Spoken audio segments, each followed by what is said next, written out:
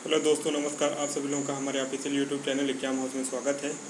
आइए देखते हैं सामान्य अध्ययन के अंतर्गत उच्च न्यायालय और उच्चतम न्यायालय से संबंधित महत्वपूर्ण क्वेश्चन और आंसर। भारत में कुल कितने उच्च न्यायालय हैं? 25। भारत के किस उच्च न्यायालय में न्यायाधीशों की संख्या सबसे कम है? सिक्किम उच्च न्यायालय में न्यायाधीशों की संख्या सबसे कम है। भारत के किस न्यायालय में न्यायाधीशों की संख्या सबसे अधिक है? किस उच्च न्यायालय में न्यायाधीशों की संख्या सबसे अधिक है? इलाहाबाद उच्च न्यायालय में न्यायाधीशों की संख्या सबसे अधिक है। भारत का सबसे बड़ा उच्च न्यायालय कौन सा है? इलाहाबाद उच्च न्यायालय भारत का सबसे बड़ा उच्च न्यायालय है। पटना उच्च न्यायालय की स्थापना कब हुई थी? पटना उच्च न्यायालय की स्थापना 1916 में हुई है। मध्य प्रदेश का उच्च न्यायालय कहाँ स्थित है? मध्य प्रदेश का उच्च न्यायालय जबलपुर में स्थित है। उच्च न्यायालय के क्षेत्राधिकार को हटाने या बढ़ाने का अधिकार किसको है? भारतीय संसद को है उच्च न्यायालय के क्षेत्राधिकार को हटाने या बढ़ाने का। उच्च न्यायालय के न्यायाधीशों की नियुक्ति कौन करता है? राष्ट्रपति। उच्च न्यायालय के न्यायाधीशों की नियुक्ति राष्ट्रपति करते हैं। उच्च न्यायालय का न्यायाधीश कितनी आयु तक अपने पद पर रह सकता है? 62 वर्ष की आयु तक उच्च न्यायालय के न्यायाधीश अपने पद पर बने रह सकते हैं। उच्चतम न्यायालय में प्रथम महिला मुख्य न्यायाधीश कौन थी? श्रीमती लीला सेठ। उच्च न्यायालय में प्रथम महिला मुख्य न्यायाधीश थी श्रीमती लीला सेठ। किसी न्यायाधीश को एक न्यायालय से दूसरे न्यायालय में भेजने का अधिकार किसको है? राष्ट्रपति को है। किसी न्यायाधीश को एक न्यायालय से दूसरे न्यायालय में भेजने का अधिकार राष्ट्रपति को है। ये उच्च न्यायालय के तक सीमित है। किसी भी उच्च न्यायालय में एक न्यायालय से दूसरे उच्च न्यायालय में, एक उच्च न्यायालय से दूसरे उच्च न्यायालय में भेजने का अधिकार राष्ट्रपति को है। भारत का चलित न्यायालय किसका मानसपुंज है? डॉक्टर APJ अब्दुल कलाम का।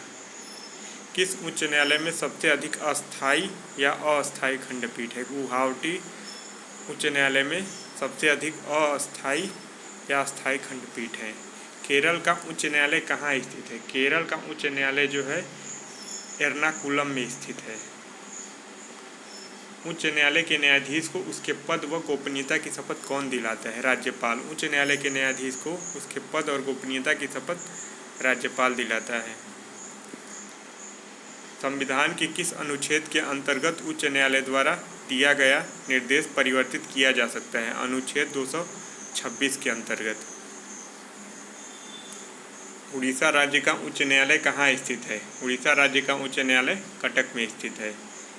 किसी राज्य के उच्च न्यायालय के न्यायाधीशों के वेतन एवं भत्ते का संबंध किससे होता है? संबंधित राज्य की लोक लेखा निधि से। उच्च न्यायालय के जो न्यायाधीश होते हैं उनके वेतन भत्ते राज्य की लोक लेखा निधि से प्रोवाइड की जाती है। केंद्र शासित प्रदेश दिल्ली का उच्च न्यायालय दिल्ली में है। संविधान का संरक्षक व व्याख्याकार कौन होते हैं? उच्चतम न्यायालय। जो सुप्रीम कोर्ट होता है वही संविधान का संरक्षक है और व्याख्याकार भी है। संविधान के किस भाग में संघीय न्यायपालिका का उल्लेख है? भाग 5 में। संविधान के 5वें भाग में संघीय न्यायपालिका का उल्लेख है। किस अधिनियम के अंतर्गत उच्चतम न्यायालय की स्थापना हुई है? उच्चतम न्यायालय की स्थापना रेगुलेटिंग एक्ट 1773 के अंतर्गत हुई है। संविधान में मूल रूप से मुख्य न्यायाधीश के अतिरिक्त कितने न्यायाधीशों की व्यवस्था उच्चतम न्यायालय में की गई थी? मूल रूप से 7 की व्यवस्था की गई थी। उच्चतम न्यायालय में न्यायाधीशों की संख्या में वृद्धि करने का अधिकार किसको है? संसद को है। उच्चतम न्यायालय में न्यायाधीशों की संख्या में वृद्धि करने का अधिकार। वर्तमान में उच्चतम न्यायालय में मुख्य न्यायाधीश सहित न्यायाधीशों की कुल संख्या कितनी है? 31 है। वर्तमान में मुख्य न्यायाधीश सहित 31 न्यायाधीश हैं उच्चतम न्यायालय में, सुप्रीम कोर्ट में। उच्चतम न्यायालय के न्यायाधीशों की नियुक्ति कौन करता है? राष्ट्रपति। उच्चतम न्यायालय के न्यायाधीशों की नियुक्ति राष्ट्रपति करते हैं। उच्चतम न्यायालय के न्यायाधीशों की सेवानिवृत्ति की आयु क्या है? 65 वर्ष की आयु है। और उच्च न्यायालय के न्यायाधीशों की सेवानिवृत्ति की आयु 62 वर्ष है।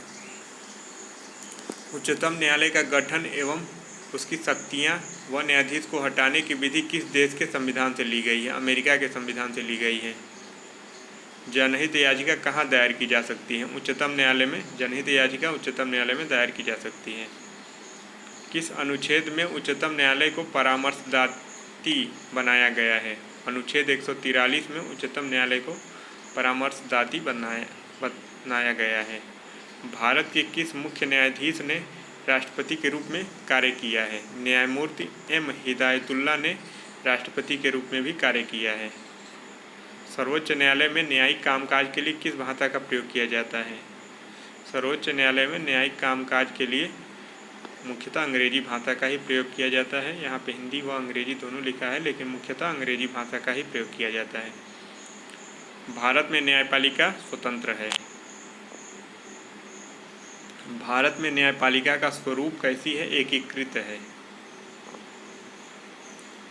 भारत में राष्ट्रपति एवं उपराष्ट्रपति के निर्वाचन में विवाद के मामले को किसको प्रस्तुत किया जाता है? भारत का उच्चतम न्यायालय को। भारत का उच्चतम न्यायालय राष्ट्रपति कानूनी मामले में किससे सलाह लेता है? उच्चतम न्यायालय से। किस अनुच्छेद के अंतर्गत उच्चतम न्यायालय को परामर्शदात्री बनाया गया है? अनुच्छेद 143 के अंतर्गत उच्चतम न्यायालय को परामर्शदात्री बनाया गया है। किसे न्यायिक पुनर्विलोकन का अधिकार प्राप्त है? उच्चतम न्यायालय को न्यायिक पुनर्विलोकन का अधिकार प्राप्त है। केंद्र और राज्यों के विवादों का समाधान करना सर्वोच्च न्यायालय का कौन सा क्षेत्राधिकार है? प्रारंभिक क्षेत्राधिकार है। जनहित याचिका दायर की जा सकती है। उच्च न्यायालय, हाई कोर्ट एवं सुप्रीम कोर्ट दोनों जगह जनहित याचिका दायर की जा सकती है। PIL। उच्चतम न्यायालय कौन सा प्रलेख जारी नहीं कर सकता? निषेधाज्ञा। ये उच्चतम न्यायालय जारी नहीं कर सकता। उच्चतम न्यायालय द्वारा परमादेश किसे जारी किया जाता है? किसी अधिकारी को सरकारी आदेश निभाने के लिए। किस न्यायालय द्वारा लाभ का पद परिभाषित हुआ है? उच्चतम न्यायालय द्वारा। भारतीय संविधान का कौन सा अनुच्छेद संवैधानिक विवाद में उच्चतम न्यायालय के अपीलीय क्षेत्राधिकार से संबंधित है? अनुच्छेद 134A को मिलाकर अनुच्छेद 132 को पढ़ना। उच्चतम न्यायालय ने संविधान की आधारभूत संरचना की घोषणा किस मामले में की थी? केशवानंद भारती के मामले में। आप सभी लोग ज़रूर बताइएगा कि ये वीडियो कैसा लगा।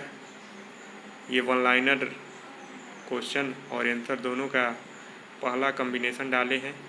बहुत दिनों बाद चूँकि समय नहीं मिल पा रहा था और नेटवर्क की समस्या है गांव में, इस वजह से वीडियो नहीं पढ़ पा रहे हैं। अब जल्दी प्रयास करेंगे कि टेट सीरीज भी अपने चैनल के माध्यम से प्रोवाइड करें। आप सभी लोग हमारे चैनल को ज़रूर सब्सक्राइब कर लीजिए।